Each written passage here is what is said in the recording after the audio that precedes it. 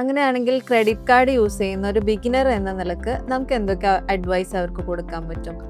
അത് സിമ്പിളാണ്. നേരത്തെ നമ്മൾ ലോണിന്റെ കേസിലൊക്കെ പറഞ്ഞ പോലെ തന്നെ ക്രെഡിറ്റ് കാർഡ് നമുക്ക് പലരും പ്രൊവൈഡ് ചെയ്യുന്നുണ്ട്. കുറേ ഫൈനാൻസ് കമ്പനീസ് ഉണ്ട്, പ്ലസ് ബാങ്ക്സിൽ നിന്ന് ഡയറക്റ്റ് അപ്രൂവൽ കിട്ടുന്ന ക്രെഡിറ്റ് കാർഡും എല്ലാം ഉണ്ട്.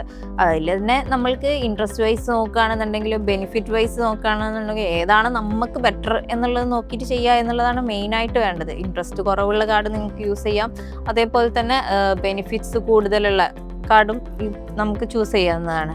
അതിൻ്റെ കൂടെ തന്നെ ഏത് ക്രെഡിറ്റ് കാർഡ് യൂസ് ചെയ്യുമ്പോഴും അതിനൊരു ക്രെഡിറ്റ് ലിമിറ്റ് ഉണ്ടല്ലോ.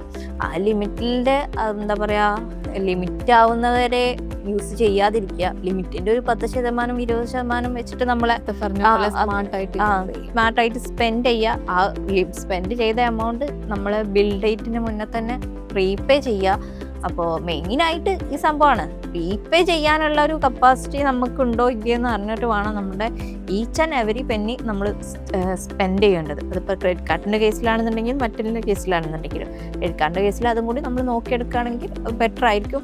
പിന്നെ ഒരുപാട് ബെനിഫിറ്റ്സ് ഉള്ള, ഇപ്പോൾ പുറത്തൊക്കെ പോവുകയാണെന്നുണ്ടെങ്കിൽ നമുക്ക് ഒരുപാട് അലവൻസ് കിട്ടുന്നതും ഇൻസെൻറ്റീവ്സ് കിട്ടുന്നതൊക്കെ ക്രെഡിറ്റ് കാർഡ്സ് ഇപ്പോൾ അവൈലബിൾ ആണ്.